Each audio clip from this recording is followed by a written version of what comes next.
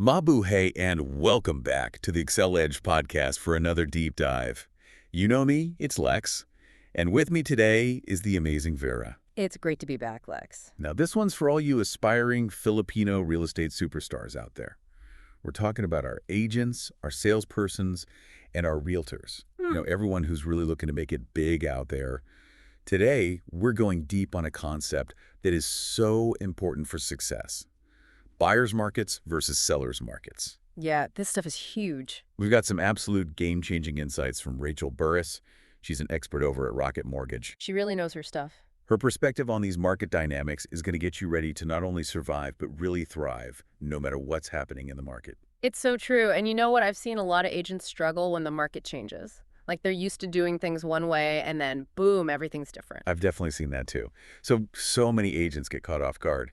But that's why we're here, right? Yeah. Let's break this down to give our listeners a solid foundation. Can you explain what exactly defines a buyer's market?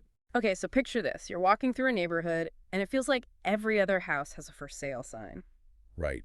So there are tons of options, but not a lot of people looking to buy. Some lots of choices, but not so many buyers. Right, and that is a classic buyer's market. Supply is higher than the demand, and that gives buyers more power to negotiate. They can take their time, compare a bunch of properties, and really push for a good price. Okay, that makes sense. So lots of choices for buyers, and maybe they can even get a good deal. Now, what about a seller's market? What does that look like? All right, now imagine a brand new development, but it's in a really great location that everybody wants to live in. Everyone wants in, but there are only a few units available. Oh, I see where you're going with this. Exactly. That's a seller's market in a nutshell. High demand is chasing after a very limited supply. Think of it like, like those new gadgets that everyone wants, but there are only a few of them. So they fly off the shelves, and sometimes people even pay way more than they normally would. While homes in a seller's market, they kind of act the same way. They often sell super fast and for more than the asking price. Got it. So high demand, limited supply, things move fast, prices go up. How can our listeners, our future real estate moguls, know what kind of market they're dealing with? What are the signs? Well, Rachel Burris has some really clear indicators. The first one is inventory levels. And get this, you can actually calculate this. You take the number of homes currently for sale in an area and divide it by the number of homes sold in that same area last month. Simple, but I bet it tells you a lot. Oh, for sure.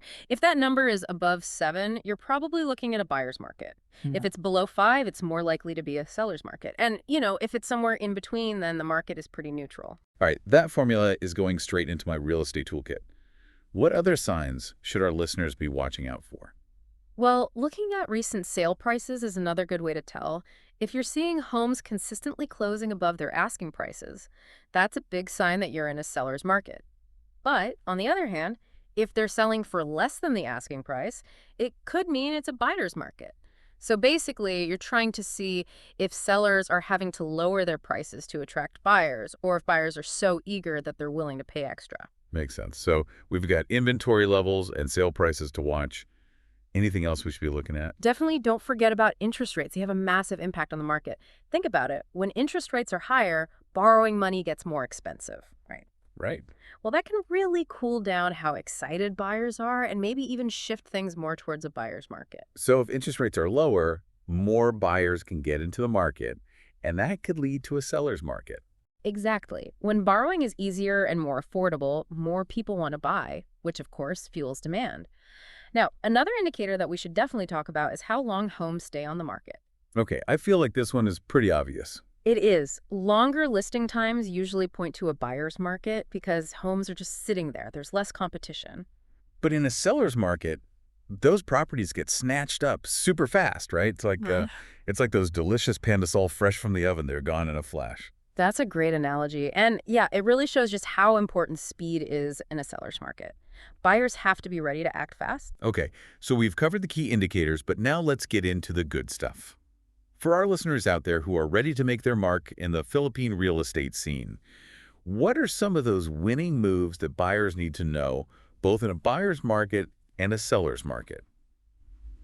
Okay, so let's dive into those buyer strategies, starting with how to handle a buyer's market. Like we talked about, that neighborhood with all those for sale signs everywhere, that's when buyers really need to take their time, explore all the options, and get to know those comparable properties, those comps. Right, exactly. Comps are like a secret weapon in a buyer's market. It's all about finding those recently sold properties that are very similar to the one you're thinking about buying, like same size, same features, same neighborhood. Ah, so you can see what other places have actually sold for. Yes, comps give you a real idea of what the price should be and can help you figure out if the seller is asking for too much.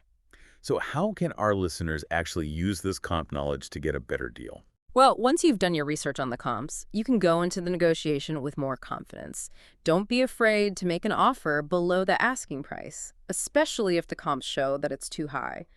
You might even want to aim for like 10% below.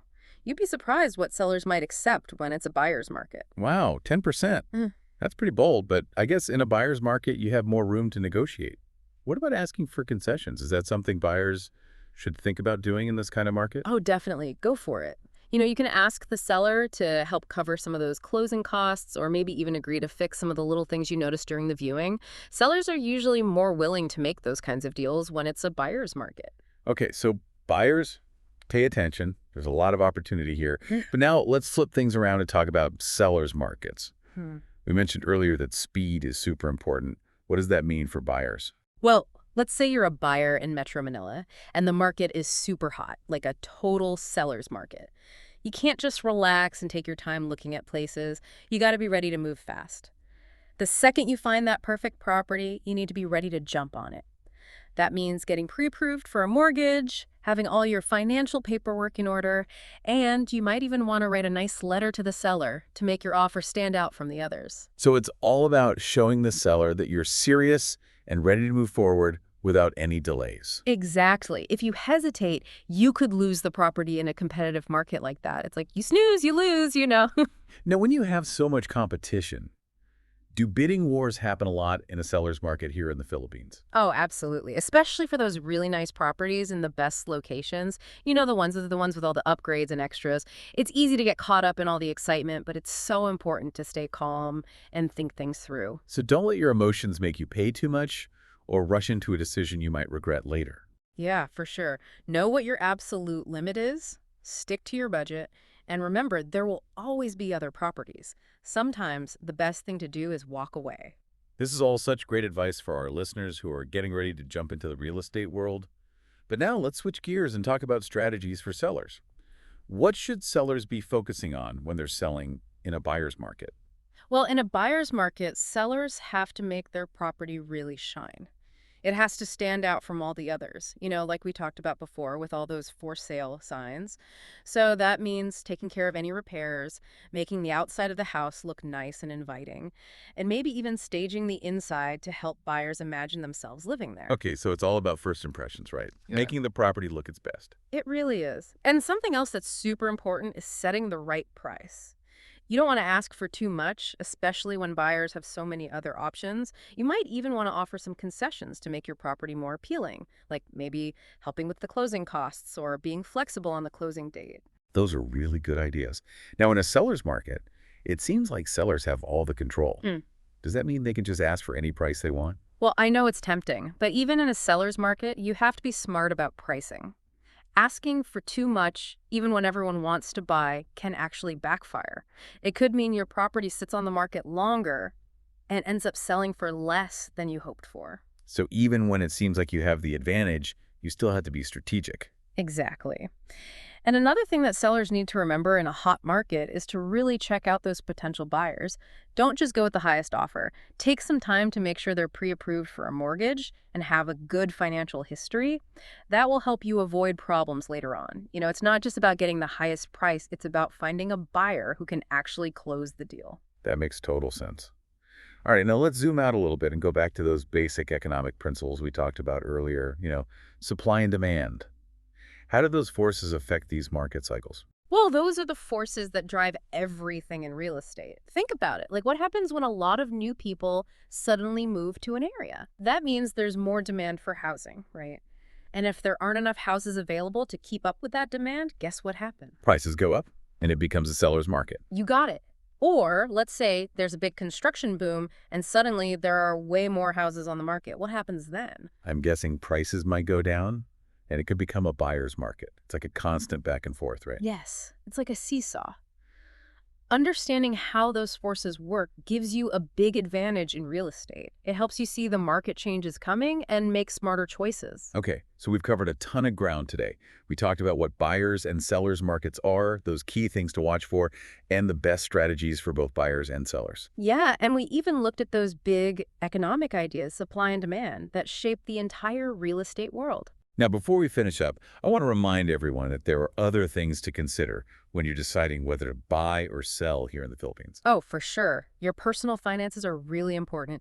Do you have enough money saved for a down payment? Is your credit score good? Can you comfortably afford the mortgage payments? Those are all really important questions. And we can't forget about your goals and any big life changes that might be coming up. Are you planning on having a bigger family? Is your job secure? Are you thinking about the long term? These are all things you need to factor in. Absolutely. And one last thing, it's always good to think about what's happening with the overall economy here in the Philippines. Is the economy doing well? Are interest rates staying steady? These things can have a big impact on your experience with real estate. Wow, there's so much to think about. But I know our listeners are ready for the challenge. They're definitely excited to learn and become real estate experts. I think so too.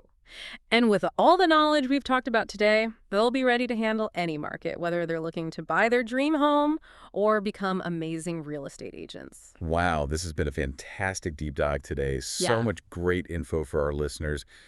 Everyone who's ready to really make their mark on the Philippine real estate scene. Any final thoughts for our aspiring Filipino real estate stars out there? I would just say, remember, knowledge is power. Yeah. And that's especially true when it comes to real estate. Understanding the market, those little differences between buyers and sellers markets, knowing what signs to watch for, it all gives you the power to make smart decisions and actually reach your goals, whether you're trying to buy that dream home or build a super successful career in real estate. And for those of you out there who are thinking about, specializing in those mid-price to high-ticket properties here in the Philippines. That's where Excel Age Realty comes in. We can Okay. help you with that. Exactly. Just head over to www.excelage.com.peh and you'll find a ton of resources, expert advice, and a whole community of people who are ready to support you and help you reach your full potential in this exciting market. And hey, don't forget to hit that follow button so you don't miss out on any of our future episodes. We'll be back with more insights and strategies to help you level up your real estate game. And please, spread the word. Share this episode with anyone you think might benefit from all this knowledge. Let's help more Filipinos achieve their real estate dreams. Salamat po, everyone. Until next time on The Deep Dive. Hanggang sa muli.